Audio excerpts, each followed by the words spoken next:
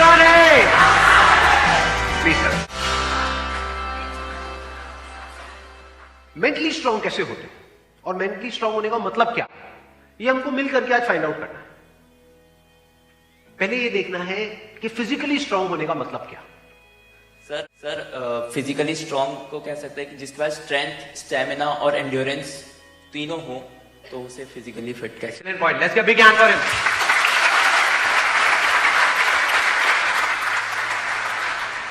क्या ये कह सकते हो उसकी मसल स्ट्रांग हो? हाँ, क्योंकि कुछ भी लिफ्ट करने के लिए, वेट उठाने के लिए मसल्स का स्ट्रांग होना जरूरी है। मसल्स वीक होंगी तो आप नहीं कर पाओगे, है ना। जो ओवरऑल स्ट्रक्चर है उसमें बोन्स भी आ गई, मसल्स भी आ गई, वो स्ट्रांग होनी चाहिए, उसको हम फिजिकल स्ट्रेंथ बोल सकते हैं। अभी यही फंडे जो हम फिजिकल में देख रहे हैं, इसी को मेंटली देख करके और फिर समझने की कोशिश करेंगे स्टेप बाय स्टेप कि उसका मतलब क्या। कि फिजिकल स्टेमिना तो हमको समझ आता है कि फिजिकली हम जल्दी ना थके। कोई बंदा है उसने थोड़ा बहुत काम किया एकदम से थक गया तो इसका मतलब फिजिकली स्ट्रांग नहीं है।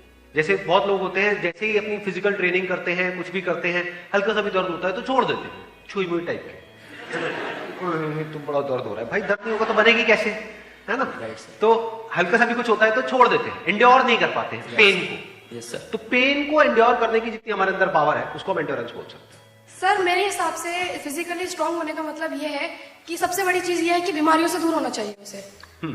अगर मतलब कई बार ऐसा होता है कि हमें फिजिकली स्ट्रांग दिख रहा है पर्सन, बट वो होता नहीं है। यानी कि एक बंदा हो सकता है वो फिजिकली हमको स्ट्रांग बाहर से दिख रहा हो और वेट भी बहुत अच्छा लिफ्ट कर रहा हो, लेकिन उसकी इम्यूनिटी वीक हो। Yes sir. तो हम कह सकते हैं अंदर से वो बंदा कितना स्ट्रांग है। यानी कि जो भी डिजीजेस है, मतलब जो भी बीमारियां हैं, उनसे लड़ने की उसके अंदर कितनी पावर है उसकी बॉडी के अंदर। Yes sir. एक तो फिजिकल पावर, एक है उसकी इम्यूनिटी हम बोल सकते हैं। Yes sir. अब एक एक करके इन पॉइंट को देखते हैं कि मेंटल स्ट्रेंथ में किस तरीके से हम अप्लाई कर सकते हैं।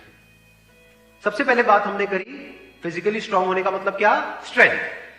मतलब आप कह लो वेट उठाना है, जैसे कहीं जा रहे हैं रेलवे स्टेशन पे, यहाँ पे, वहां पे, एयरपोर्ट पे, और अगर दोनों हाथ में पूरा भारी भारी पूरा भरा हुआ लगेज है, जैसा हम लोग इंडियंस ज्यादातर लेकर के जाते हैं, लगेज बंदे से भारी होता है, सही है नहीं है? तीन तीन बंदे बैठ बैठ करके उसको पैक कर रहे होते हैं। माँ चढ़ी होती है और साथ में बच्चे भी, बेटा तू भी आ जा, तू भी आ जा, पति अरे तू क्या देगा, इधर बैठ। सारे बैठे हुए हैं और उसको बंद कर रहे हैं, फिर उसको उठा रहे हैं, है ना।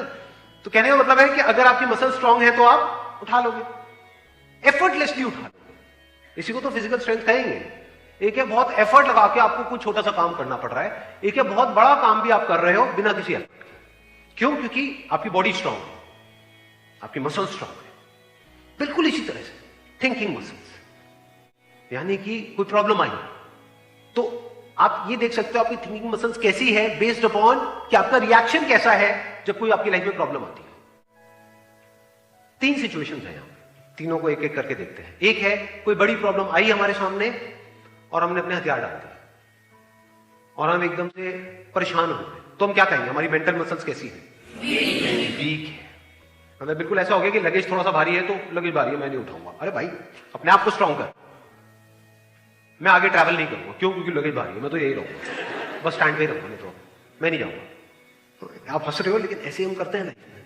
कोई बड़ी प्रॉब्लम आई तो हम क्या करते हैं, अपने हथियार डाल देते हैं, मतलब वी गिव अप, फेस ही नहीं करते हैं उस प्रॉब्लम को। ऐसी कोई प्रॉब्लम नहीं है जिसका सोल्यूशन ना हो। इस दुनिया में प्रॉब्लम है तो सोल्यूशन भी है, बट सॉल्यूशन तक पहुंचने के लिए we need thinking muscles. We need to think a lot in the right direction. और ये राइट डायरेक्शन और रॉन्ग डायरेक्शन क्या है? राइट डायरेक्शन मतलब solution oriented approach, wrong direction मतलब प्रॉब्लम ओरिएंटेड अप्रोच, कि हम प्रॉब्लम में ही जाकर के स्टक हो गए, बस उससे आगे बढ़ ही नहीं रहा है हमारा दिमाग। इसको हम कह सकते हैं मेंटली हमारी जो मसल्स हैं वो वीक है, मेंटली हम वीक है। दूसरा सिनेरियो क्या है, कोई प्रॉब्लम आई, उससे हम लड़े और लड़ने के बाद में बहुत एफर्ट लगाया, बहुत दिमाग लगाया, बहुत मेहनत करी, लड़े और जीत गए। मतलब उस प्रॉब्लम का हमने सॉल्यूशन निकाल लिया। क्या हम कह सकते हैं कि आप मेंटली बहुत स्ट्रांग हो? नो। व्हाई? एग्जैक्टली बिकॉज आपको बहुत एफर्ट लगाना पड़ रहा है। समझ गए ना? हाँ, जैसे कोई बैग उठाना है तो बहुत एफर्ट लगाना पड़ रहा है, ये दोनों हाथ लगा दिए और ये घसीट घसीट के जा रहे हो और पहुंच गए, कह रहे हो हाँ मैं तो ये मैं तो वो। भाई कुछ नहीं, तेरी कमर में लचक आ चुकी है। The second scenario is better than the first scenario, but not as good as the third scenario. Third scenario क्या है? बड़ी से बड़ी भी कोई प्रॉब्लम आई हमारी लाइफ में, हम पहले ही उसके लिए तैयार थे और ऐसे सॉल्यूशन निकल के आ गए। मतलब वो प्रॉब्लम जो दुनिया के लिए बहुत बड़ी है, जिसको देख करके लोग डरने लग जाते हैं, वो प्रॉब्लम आपके सामने आई, ऐसे सॉल्यूशन निकल गया, एफर्टलेसली काम हो गया। यानी एक बैग आपके पास में है 50 किलो का, ऐसे उठा लिया हल्के में। मतलब लोगों को देखने में लग रहा है कि अरे बैग तो बहुत हल्का है। बैग हल्का नहीं है, उस बंदे में दम है। तो कैसे लाइफ की मुश्किल से मुश्किल प्रॉब्लम्स को भी आप आसान से आसान बना सकते हो? कितना आसान बना सकते हो कि ऐसा लगे अरे इस बंदे को तो कोई एफर्ट ही नहीं करना पड़ रहा है। उसी को तो कहेंगे मेंटल स्ट्रेंथ, मेंटली स्ट्रांग होना। इसको अगर मैं समअप करूं, जो भी अभी तक मैंने कहा है उसको एक लाइन के अंदर अंदर, तो वो क्या है? एक कैटेगरी होती है लोगों की जो सिंपल से सिंपल प्रॉब्लम्स को भी कॉम्प्लिकेटेड बना देते हैं अपने माइंड में। 99% लोग ऐसे ही हैं।